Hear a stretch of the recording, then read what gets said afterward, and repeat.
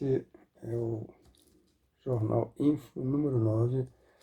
Nós vamos abordar hoje a situação calamitosa que está na Colômbia, com as grandes manifestações que se iniciaram dia 28 de abril e continuam até essa data, dia 5 de maio, por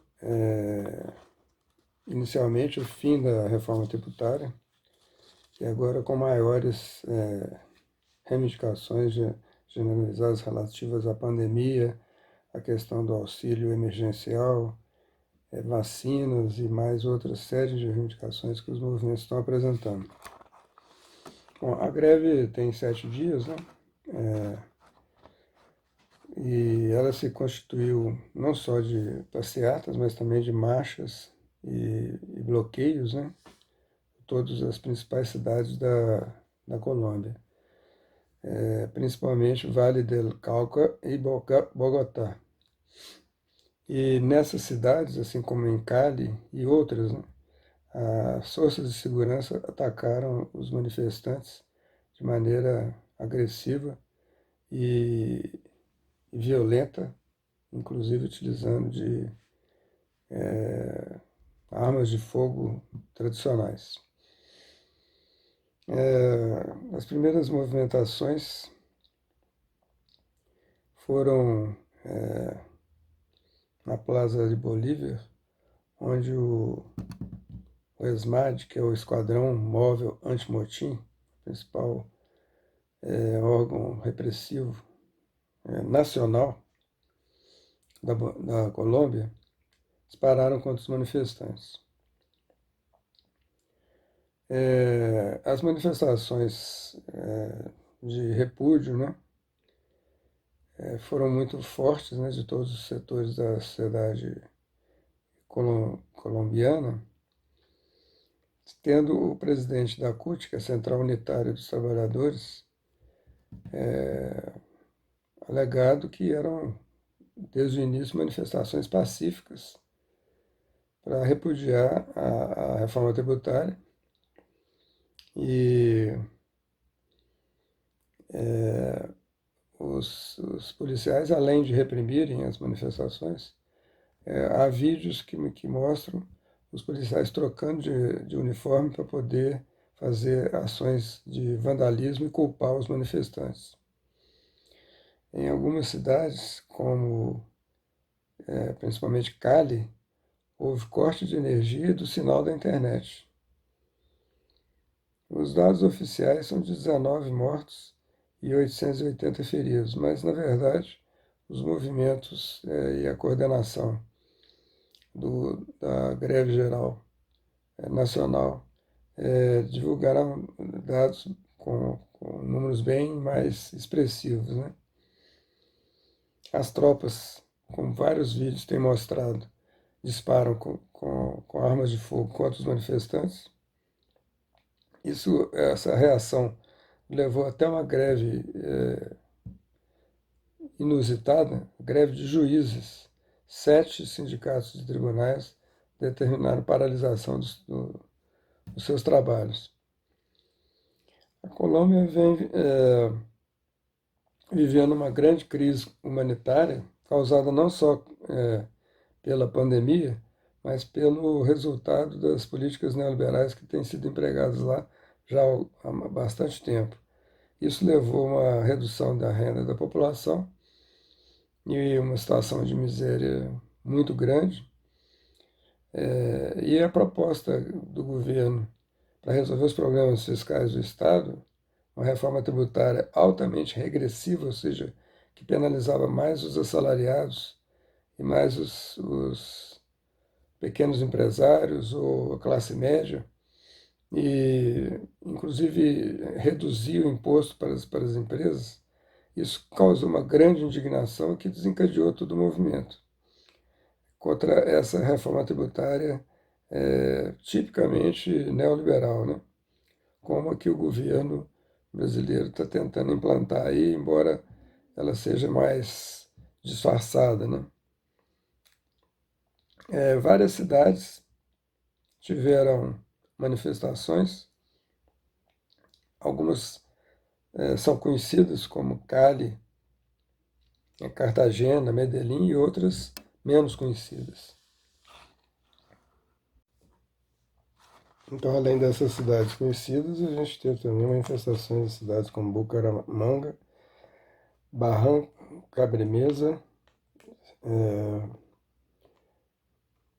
é, a capital, né, lógico, Bogotá, e várias outras cidades menos conhecidas, né. Houve também, fez parte, né, do movimento geral, a paralisação de caminhoneiros, paralisou 1,5 km da estrada Bogotá-Medellín, que é a principal estrada do país, né? Tipo Rio-São Paulo, alguma coisa assim. A grande questão que se coloca nessas manifestações, como resultado dessas manifestações, é a exigência de fim do ESMAD, que é o Esquadrão Móvel Antimotim, que são unidades policiais motorizadas, né?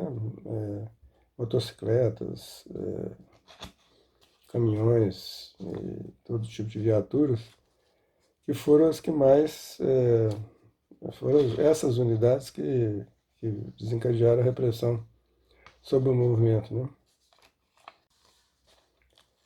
O ESMAD foi criado pelo governo do presidente Andrés Pastrana como resultado da doutrina de segurança nacional exportada pelos Estados Unidos para todos os países da América Latina e também para a Colômbia. Na Colômbia teve uma questão específica, né, que foi o fato de que foi instituído lá o chamado Plano Colômbia, né, cuja objetivo declarado era combater o narcotráfico, mas na verdade era combater a guerrilha das Farc, né, da guerrilha que havia lá de esquerda contra o governo, né. O SMAD é baseado no modelo de contra-insurgência conhecido já pelo Brasil, né, importado dos Estados Unidos, no início da Guerra Fria. Aqui no Brasil foi implantado esse esquema de contra-insurgência pela ditadura militar, né? E apesar da ditadura ter sido extinta, as polícias militares, a Polícia Federal, né, e em geral eles fazem esse papel do SMAD. Eles têm todas as polícias militares têm polícia de choque, né, como é chamado, né, aqui no Brasil. Ainda hoje, os Estados Unidos ainda treinam policiais vários países do mundo, mas em geral dos chamados Sul Global. O financiamento estrangeiro das polícias abrange 91 países no Sul Global pelos Estados Unidos, né? Financiamento pelos Estados Unidos desses destacamentos policiais do mundo todo. Ele cresceu de 4,3 milhões de dólares em 2001 para 146 milhões de dólares em 2018. Então, um crescimento bastante expressivo, né?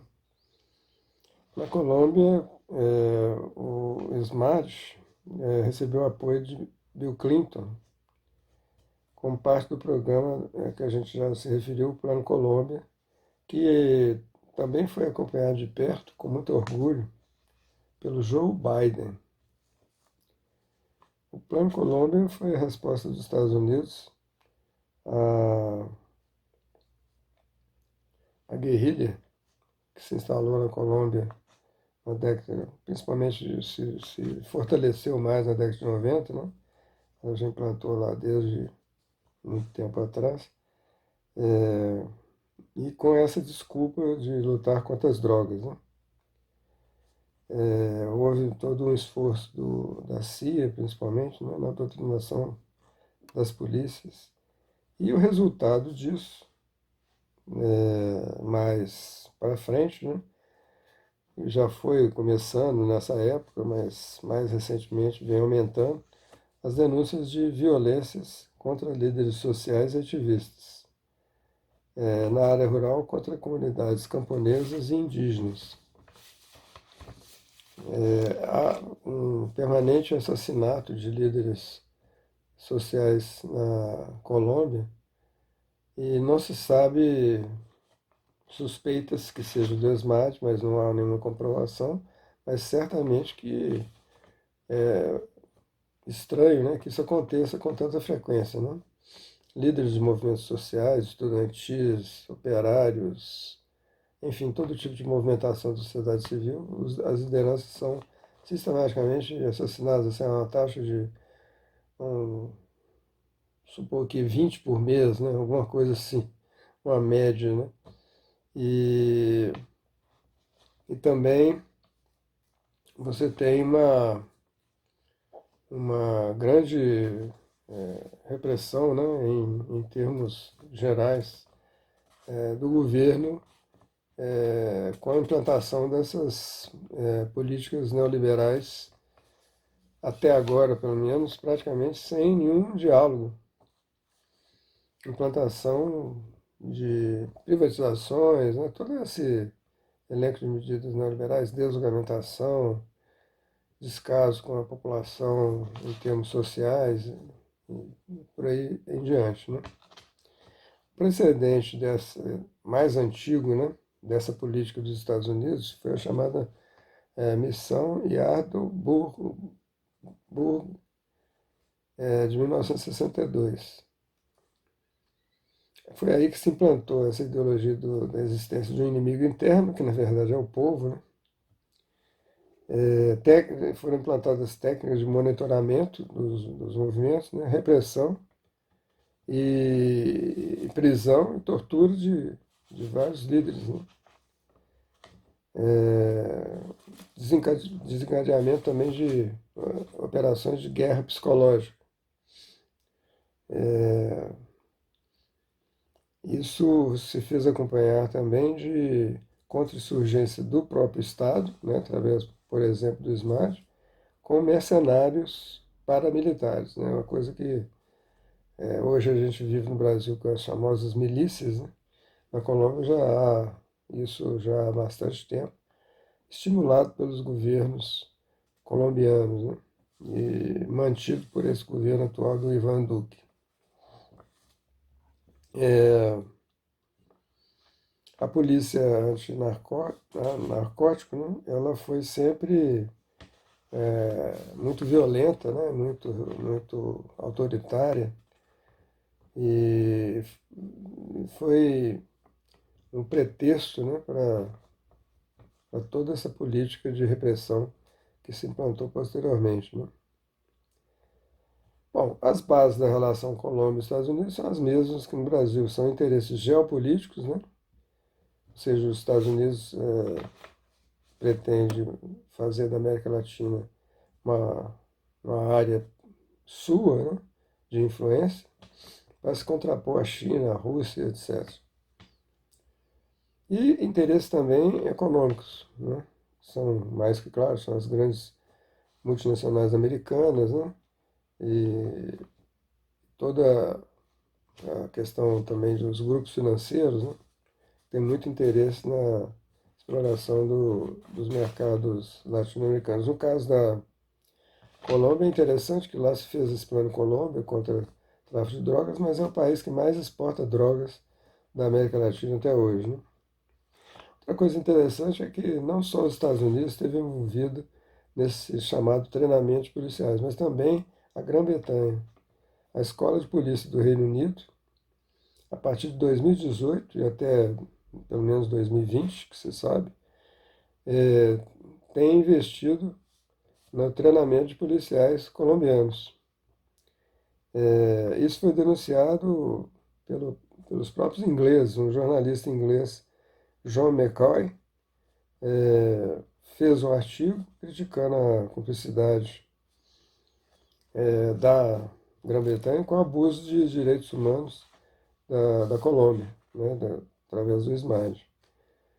Foram gastos milhões de libras, né, isso também é uma razão da crítica, e resultante de todo esse treinamento em essas ações contra a população civil desarmada com armas de todo tipo, né? Letais e não letais. A Colômbia não começou a manifestar hoje, nesse período mais recente. Em setembro de 2020 também houve uma onda de protestos e foram também mortas dezenas de pessoas pelas ações repressivas. Quer dizer que isso não é uma coisa, uma novidade, né, que está acontecendo atualmente na Colômbia, já é uma experiência aí. E a grande novidade é que a Colômbia era um país que aparentemente é o país que é a ponta de lança dos Estados Unidos na América Latina, né? Tem várias bases militares americanas na Colômbia, dentro desse plano Colômbia, foram instalados dentro dele. E até agora é geopoliticamente um instrumento dos Estados Unidos na América Latina, né? Inclusive tem feito escaramuças, né, com tropas da Venezuela ultimamente, na fronteira lá, e todas as ideias de invasão e de intervenção militar por procuração, né, dos Estados Unidos, a Colômbia seria o parceiro ideal, né, nesse sentido. É muito problemático julgar que vai continuar isso, pelo menos durante esse período de grandes conflitos. A diferença desses conflitos com relação a esses outros, essa onda de 2020 e tal, é que mudou a qualidade, né? O movimento está muito mais organizado, muito mais estruturado, tem propostas, tem direção, e tem mobilização, né? Que é o mais importante. Bom, durante todo esse tempo não foi feita nenhuma mudança, apesar dos reclamos, dos protestos, etc., no ESMAD, né? Nesse esquadrão móvel de contra-insurgência. Entre 99 e 2018, foram computadas 18 mortes só em Bogotá. Outra coisa que o SMAD atua também é nos despejos de moradores, né? Geralmente moradores de favelas, né? Que seriam favelas aqui no Brasil e tal. Houve 1.154 despejos entre 2013 e 2015, são os últimos dados que se tem, né? E o próprio SMAD evoluiu muito, ele partiu de 200 policiais em 1999 para 3.300 hoje. E o que consta, não houve nenhum policial morto, né? Porque quem estava matando são os próprios policiais, né? E então os Estados Unidos financia, patrocina, e treina esses policiais, né? Ou seja, incentiva toda forma de terrorismo de Estado colombiano sobre a população, né? Como a manifestação, como eu disse, está muito organizada, muito estruturada e com muita garra, né? O governo resolveu recuar, retirou temporariamente, né, o projeto de reforma tributária de discussão. Agora vai ser estruturado um projeto do parlamento, né? Quer dizer, evidentemente com influência do governo, né? Mas esse balanço de 31 mortos, 87 desaparecidos e 800 presos mostra que a situação ainda não se resolveu, né? Mas o governo está propondo esse diálogo, nomeou o alto comissário para a paz, que já existia na Colômbia, porque no governo anterior houve aquela tentativa de fazer a paz com as Farc. As Farc fizeram um acordo que foi feito lá na, em Havana, né? Para que as Farc entregassem as armas e se tornasse um partido político.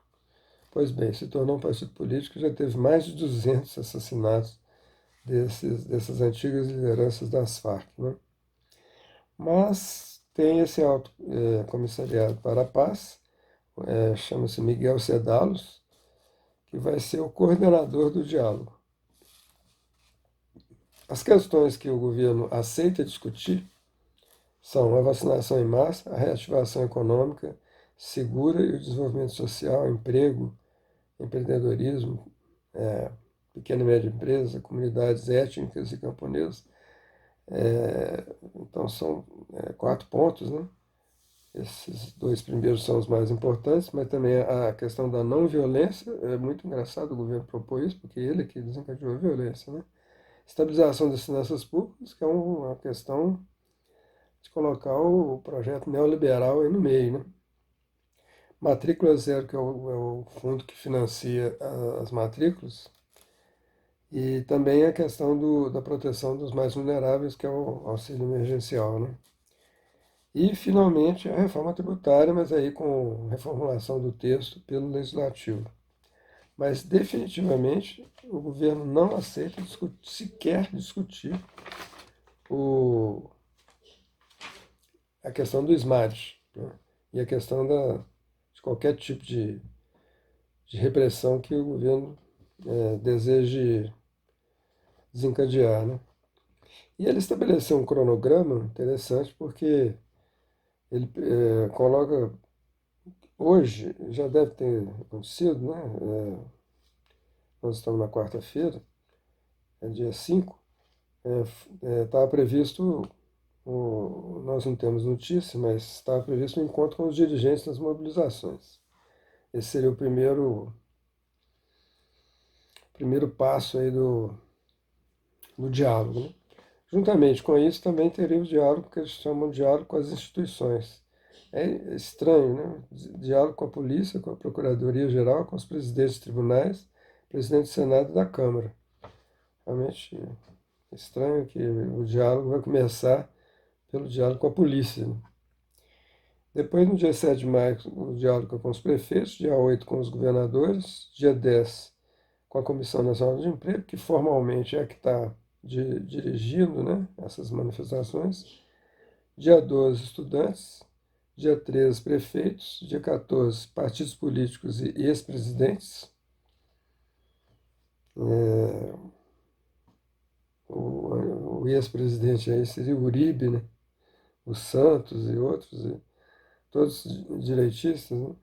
No dia 17, o diálogo vai ser com os caminhoneiros. Dia 18, com o movimento de ação comunal.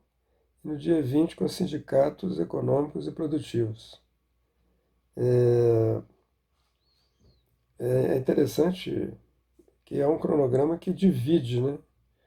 O natural seria essa negociação entre o governo e os líderes das mobilizações, e ponto final, né? Tem que ter esse diálogo, sim, e por dias, né? E cada hora um, e o governo mantendo o diálogo com todos, né? Quer dizer, o diálogo, na verdade, é do governo se impondo ao diálogo com os outros, né?